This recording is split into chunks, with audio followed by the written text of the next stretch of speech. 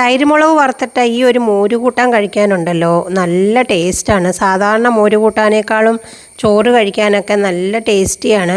ഇതുണ്ടാക്കാനായിട്ട് കുറച്ച് വെള്ളരിക്ക ചെറുതായിട്ട് കട്ട് ചെയ്തതിൻ്റെ കൂടെ 2-3 ഗ്രീൻ ചില്ലീസ് കട്ട് ചെയ്തതും ഒരു ചെറിയ കഷ്ണം ഇഞ്ചി വളരെ ചെറുതായിട്ട് കട്ട് ചെയ്തതും 1/4 ടീസ്പൂൺ മഞ്ഞൾപ്പൊടി, ആവശ്യത്തിന് ഉപ്പും കുറച്ച് കറിവേപ്പിലയും കൂടി ഇട്ടൊന്ന് വേവിക്കാനായിട്ട് വയ്ക്കുക. അപ്പോഴേക്കും അതിനുള്ള അരപ്പ് തയ്യാറാക്കി എടുക്കാം.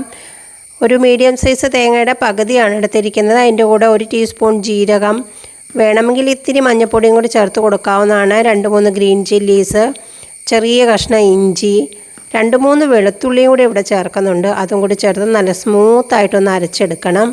അപ്പോഴേക്കും വെള്ളരിക്കയൊക്കെ നന്നായിട്ടൊന്ന് വെന്ത് കിട്ടിയിട്ടുണ്ട്. അതിലേക്ക് നമുക്ക് അരപ്പ് ചേർത്ത് കൊടുത്ത് നല്ല രീതിയിൽ തന്നെ ഒന്ന് ഇളക്കിയെടുക്കാം. അരപ്പ് നന്നായിട്ടൊന്ന് ചൂടായി വരണം. വേണമെങ്കിൽ ഇത്തിരി വെള്ളം കൂടി ചേർത്ത് കൊടുക്കുക. ഒരുപാട് അങ്ങ് ലൂസാക്കണ്ട. മിക്സിയിലെ അരപ്പൊക്കെ ഒന്ന് കഴുകി ഒഴിച്ച് അരപ്പൊക്കെ ഒന്ന് നന്നായിട്ടൊന്ന് ചൂടായി നല്ല രീതിയിൽ തന്നെ ഒന്ന് ചൂടായി വന്ന് കഴിയുമ്പോഴേക്കും ഇതിലേക്ക് ആവശ്യമെങ്കിൽ കുറച്ച് ഉപ്പും കൂടി ചേർത്ത് കൊടുക്കാവുന്നതാണ്. ഞാനിവിടെ കുറച്ച് ഉപ്പും കൂടി ചേർത്ത് കൊടുത്തിട്ടുണ്ട്. ഇനി ഫ്ലെയിം ഓഫ് ചെയ്തതിന് ശേഷം ഇതിലേക്ക് നല്ല പുളിയുള്ള കട്ട തൈര് നമ്മൾ ഉടച്ച് വെച്ചിരിക്കുന്നതാണ്, അത് ഒഴിച്ചു കൊടുത്തിട്ടുണ്ട്. അതിനുശേഷം 2-3 മിനിറ്റ് സമയം വെറുതെ ഒന്നിങ്ങനെ ഇളക്കിക്കൊണ്ടേയിരിക്കണം.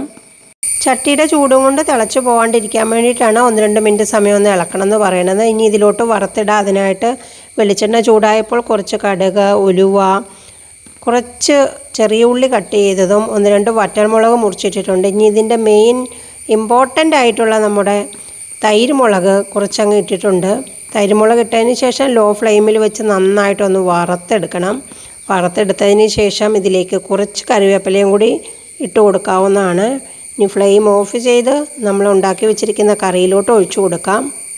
കുറച്ച് സമയം ഇതുപോലെ വെച്ചതിന് ശേഷം വേണം ഒന്ന് മിക്സ് ചെയ്തെടുക്കാനായിട്ട്. ഇളക്കി മിക്സ് ചെയ്തെടുത്ത് ചോറ് കഴിക്കുമ്പോൾ ഇതുപോലെ കറിയൊക്കെ ഒന്ന് കോരി ഒഴിച്ച് ഈ തൈരുമുളകൊക്കെ ഒന്ന് പൊട്ടിച്ചിട്ട് കഴിച്ച് നോക്കിക്കേ, ആരായാലും പറഞ്ഞു പോവേ ആഹാ എന്താ ഒരു ടേസ്റ്റ് എന്നൊക്കെ. അപ്പോൾ ഇതുപോലുള്ള റെസിപ്പിക്കായി ചാനൽ സബ്സ്ക്രൈബ് ചെയ്യാൻ മറക്കണ്ട കേട്ടോ.